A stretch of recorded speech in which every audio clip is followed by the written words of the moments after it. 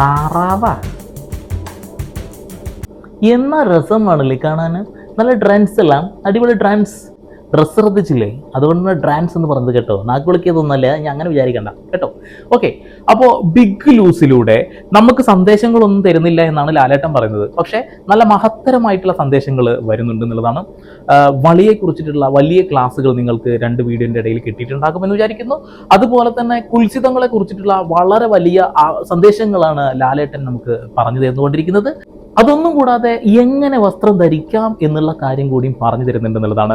Malayalam big ബോസിൽ നിങ്ങൾക്ക് ഹിന്ദി പഠിപ്പിച്ചു തരുന്നുണ്ട്, ഇംഗ്ലീഷ് പഠിപ്പിച്ചു തരുന്നുണ്ട്. മലയാളം നിങ്ങൾക്ക് ഓൾറെഡി അറിയുന്നത് കൊണ്ട് തന്നെ ഡിഫറെൻറ്റ് സ്ലാങ്ങുകളിലും പഠിപ്പിച്ചു തരുന്നുണ്ട് എന്നുള്ളതാണ്. അതിൽ ഏറ്റവും കൂടുതൽ പറയുന്ന കാര്യങ്ങൾ തെറികളാണ് എന്നുള്ളതാണ്. ഓക്കെ, നമുക്ക് നേരെ വിഷയത്തിലേക്ക് കിടക്കാം. അതായത് ജിസേൽ എന്ന് പറയുന്ന ഒരു ബംഗാളി, ഈ ബംഗാളിനെ ഇവിടെ കൊടുന്ന് പണിയെടുപ്പിച്ച് അവരുടെ ഇത്തരം വസ്ത്രധാരണങ്ങളൊക്കെ കാണിച്ച് മലയാളികളുടെ ദാരിദ്ര്യം മാറ്റാനാണോ ബിഗ് ലൂസേ നിങ്ങൾ ഉദ്ദേശിക്കുന്നത് എന്നാണ് എനിക്ക് ചോദിക്കാനുള്ളത്. കുറച്ച് ദിവസങ്ങളായിട്ട് കാണുന്നുണ്ട്, നിങ്ങൾ കണ്ടിട്ടുണ്ടാവും. ഒരു അടുക്കളയിൽ വന്ന് നിന്ന ഒരു ഫോട്ടോ വീഡിയോ വൈറലായിട്ടുണ്ടായിരുന്നു. ഏതോ ഒരു വസ്ത്രം ഇട്ടിട്ട്, വസ്ത്രമാണോ എന്ന് പോലും അറിയില്ല, ഒരു പാൻറ് ഉണ്ടെന്ന് പറയുന്നു, പക്ഷെ ദൂരെ നിന്ന് നോക്കിയാൽ പാൻറ് ഒന്നും കാണാനില്ലടേ. അങ്ങനെ ഒരു സാധനം ഇട്ട് വന്നിട്ടേ അയ്യയ്യയ്യേ, ഇത് കുട്ടികളൊക്കെ കാണുന്ന പരിപാടിയില്ലടൂ. 16+ അത്ര പരിപാടി. 16+ ഒന്നല്ല, ഇത് 21+ ആണ് എന്നുള്ളതാണ്. 18-ന് മുകളിലുള്ള ആൾക്ക് കാണാനുള്ള ഈ പരിപാടി 16+ വെച്ചിട്ട് ഓരോ മണഗുണാഞ്ചിത്തരങ്ങൾ കാണിച്ചിട്ടുണ്ട് എന്നുള്ളതാണ്. സോറി, നിങ്ങളുടെ ആ ഒരു പേഷ്യൻസ് ഞാൻ ഒരിക്കലും കളയില്ല. നമുക്ക് നേരെ ആ വീഡിയോയിലോട്ട് കിടക്കാം. എന്തിനാണ് എവിക്ഷനിൽ എല്ലാവരുടെ ഫ്രണ്ടിൽ എന്നെ നാറിയത്? എന്നോട് പറഞ്ഞു ഇവിടെ പറഞ്ഞ റീസൺ എന്താ? എനിക്ക് തോന്നിയത് ആര്യൻ ഒരു പെൺകുട്ടിയെ, ഈ വീട്ടിലെ പെൺകുട്ടികളെ അൺകംഫർട്ടബിൾ ആക്കണമെന്നൊക്കെ. എനിക്ക് തന്നെ പറയാനുള്ളത്, ഇവിടെയുള്ള പെൺകുട്ടികളെ അൺകംഫർട്ടബിൾ ആക്കരുത് നീ. അവളും എന്റെ പുതപ്പിനിടയിൽ കിടന്നുറങ്ങിയവളാണ്, കെട്ടിപ്പിടിച്ച് എന്ന് പറഞ്ഞവനല്ലടാ നീ, അല്ലേ? പക്ഷെ കാര്യപ്പെട്ട ഒരു ചർച്ചയ്ക്കിടയിൽ എന്തിനാണ് വെറുതെ ഈ ഒരു എണ്ണത്തിനവിടെ കൊണ്ടു നിർത്തിയത് ഗിസേലിനെ? ഞാൻ കാര്യമായിട്ട് പറയാ, ആ ഒരു ഡ്രസ്സ് കണ്ടില്ലേ നിങ്ങൾ? ആളുകളുടെ ശ്രദ്ധ മൊത്തം അവിടെ പോയില്ലേ? അവിടെ എന്താ ചർച്ച നടക്കുന്നത് മനസ്സിലായിട്ടുണ്ടായിരുന്നില്ലേ? റണ ഫാത്തിമയുടെ മേത്ത് കയറി കിടന്നു എന്നുള്ള വിഷയമായിരുന്നു ചർച്ച. ലാലേട്ടൻ എന്തായാലും ദൂരെ കളഞ്ഞു. ഇനി പണ്ടറങ്ങി പരിപാടിയിൽ വന്നു കഴിഞ്ഞാൽ കുത്തി ഒരു കുടലെടുത്ത് പുറത്തിട്ടെന്ന് പറഞ്ഞു. അത് കീറി കളഞ്ഞു. ഇനി അദ്ദേഹം അതിനെക്കുറിച്ച് മിണ്ടില്ല എന്ന് പറഞ്ഞത്. പക്ഷേ ഗിസേലിനെ അവിടെ കൊണ്ടു നിർത്തിക്കൊണ്ട് എന്തിനിത് ചർച്ച ചെയ്തു? വലിയൊരു ചോദ്യമാണ്. എപ്പിസോഡിൽ പോലും നമുക്കത് ക്ലിയർലി മനസ്സിലായില്ല. ശ്രദ്ധ മൊത്തം വേറെ പിടിക്കുകയാണെന്നുള്ളതാണ്.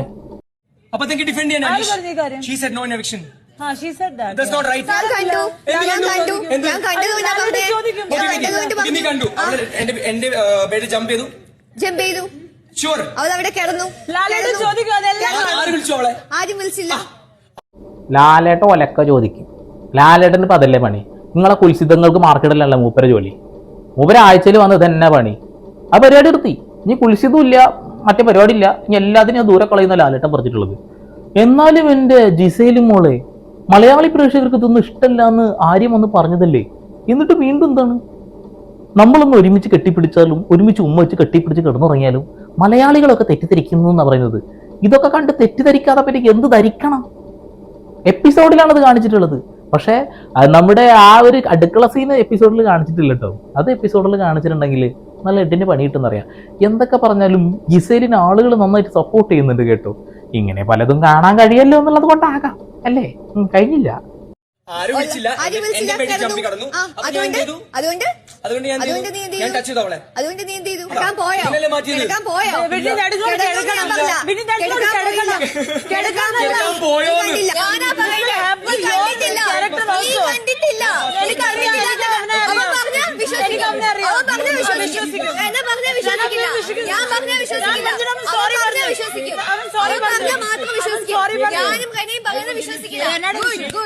Just how O'Neill's family allegation ഇഷ്ടപ്പെട്ടില്ല, ഇവരുടെ ഫാമിലിയും ഇഷ്ടപ്പെട്ടില്ല.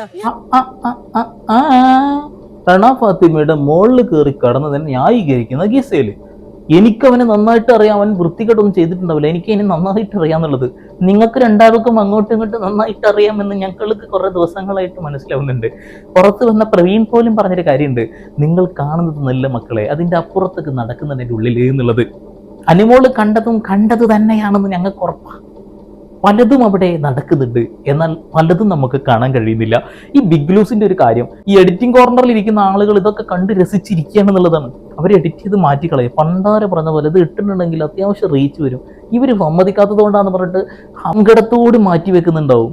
നമ്മുടെ അവിടെ ബേസിൽ ജോസഫിന്റെ ഒരു സിനിമയുണ്ട്, ആള് എഡിറ്ററായിട്ട് അങ്ങനെ മലയാള സിനിമ നശിച്ചു കൊണ്ടോ തുടങ്ങട്ടെ എന്ന് പറഞ്ഞിട്ട് ആ നേവൽ സീനൊക്കെ കട്ട് ചെയ്തൊരു സീനുണ്ടല്ലോ മായാനദിയിൽ, അതെനിക്ക് ഓർമ്മ വന്നത്. അവിടുത്തെ എഡിറ്റർമാർ ഇങ്ങനെ കവിളത്ത് തയ്യും വെച്ചിട്ട് അയ്യോ നല്ലൊരു സീനായിരുന്നേന്ന് പറഞ്ഞിട്ടുണ്ടാവും, അവരൊക്കെ കണ്ടിട്ടുണ്ടാവും. എന്താ വിഷയം? റന ഫാത്തിമയുടെ മേത്ത് കയറി കിടന്നത് ഒണിയലിന്റെ വിഷയവുമായിട്ട് കമ്പയർ ചെയ്യുന്നു. കൊള്ളാം, അടിപൊളിയാണ്. ഇവൻ എങ്ങനെയാണ് ഏതാണെന്നൊക്കെ ബിഗ് ലൂസ് വന്നപ്പോൾ തന്നെ മനസ്സിലായില്ലേ നിങ്ങൾക്ക്? നിങ്ങൾ ഹിന്ദി ബിഗ് ലൂസ് ആണെന്ന് തെറ്റിദ്ധരിക്കല്ലേ എന്റെ പൊന്ന് ജിസേൽ മോളെ.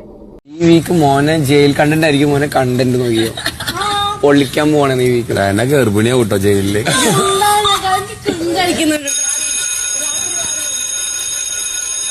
എനിക്കിത് പറയുമ്പോ ക്രിഞ്ച്, അപ്പൊ അത് കണ്ടു പറഞ്ഞ ഞങ്ങളെ അവസ്ഥ ആലോചിക്ക്. അവള് ചെയ്തത് പറഞ്ഞു കൊടുക്കുമ്പോ അവൾക്ക് ക്രിഞ്ച്, അപ്പൊ അത് കണ്ടു പറഞ്ഞ നമ്മളെ അവസ്ഥ ആലോചിച്ച് നോക്കൂ. അതും പില്ലോ ഞാൻ താഴെ എടുക്കരുത്, താഴെ പോയിക്കൊണ്ടിരിക്കുക. ഇതൊക്കെ കണ്ടോണ്ടിരിക്കണ നമ്മളെ അവസ്ഥയും കൂടി നിങ്ങൾ നോക്കണം കേട്ടാ. കുട്ടികളൊക്കെ കാണുന്ന പരിപാടിയാണോ ഇത്? പിടിച്ച അമ്മാവനാക്കി കളിഞ്ഞ എല്ലാരും പിടിച്ച അമ്മാവനാക്കി കളിട്ടാ. നിങ്ങളെ മക്കൾക്കും ഇങ്ങനത്തെ ലെഗിൻസ് പോലത്തെ സാധനങ്ങളൊക്കെ വേണമെന്നും പറഞ്ഞ് ഇതേപോലെ ഇറങ്ങി നടക്കുമ്പോൾ നിങ്ങൾ എന്താ പറയാ? അത് മുൻകൂട്ടി ഞാൻ പറഞ്ഞതേ ഉള്ളൂ. അവിടെ നടക്കുന്ന വിഷയം റന ഫാത്തിമയെ ജയിലിലേക്ക് ഇവർ എല്ലാവരും കൂടെ നോമിനേറ്റ് ചെയ്തിട്ടുണ്ട്. അതിന്റെ തൊട്ട് മുന്നത്തെ ടാസ്കിൽ ഇവള് പ്രഗ്നന്റ് ആയിട്ട് ഒരു ക്യാരക്ടറാണ് അഭിനയിച്ചിട്ടുണ്ടായിരുന്നത്. അതിനെ കുറിച്ചിട്ടാണ് അക്ബർ പറഞ്ഞിട്ടുള്ളത്. അതിന് വേറെ ആളുകൾ വിചാരിക്കും അത് മനഃപൂർവ്വം എന്തോ വൃത്തിയോട് പറയാം, അത് അങ്ങനെയല്ല. ഓക്കെ, അതവിടെ നിൽക്കട്ടെ. പക്ഷെ നിങ്ങൾ കണ്ട ഫോട്ടോ കണ്ടില്ലേ? അവിടെ പാൻറ് ഇട്ടതായിട്ട് ഫീൽ ചെയ്യുന്നില്ലടേ.